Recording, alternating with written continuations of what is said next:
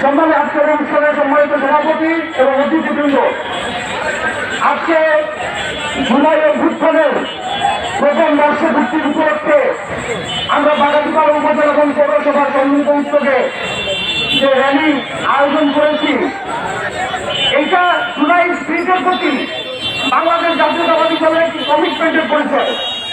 আমাদের দেশটা তারেক রহমান, তিনি জুলাই বিপ্লবে আমাদের যে বিজয় হয়েছিল সেই বিজয়কে দ্বিতীয় স্বাধীনতা বলেছিলেন।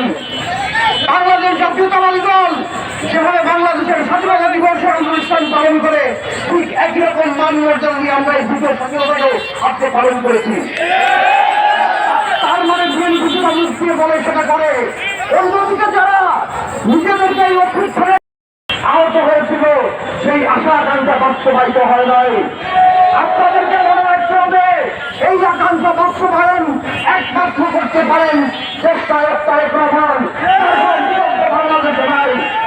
আমরা আপনাদেরকে আহ্বান জানাচ্ছি, আপনারা গভীর শ্রদ্ধার সাথে এই জুলাইয়ের, আমি জানি আমাদের লালপুর বাগাতিপাড়া মিলে 7জন আছেন, 7জন জুলাই যোদ্ধা এবং আহত আছেন। আমরা প্রত্যেকে প্রতিজ্ঞা করি, আমাদের যার যা কিছু আছে তাদেরকে নিজেদের ভাই মনে করে আমরা সবাই তাদের পাশে থাকবো। আমরা দেশনায়ক তারেক রহমান পীরের দেশে বাংলাদেশে ফিরে আসা না পর্যন্ত ঐক্যবদ্ধভাবে সমস্ত পরিস্থিতি মোকাবেলা করবো।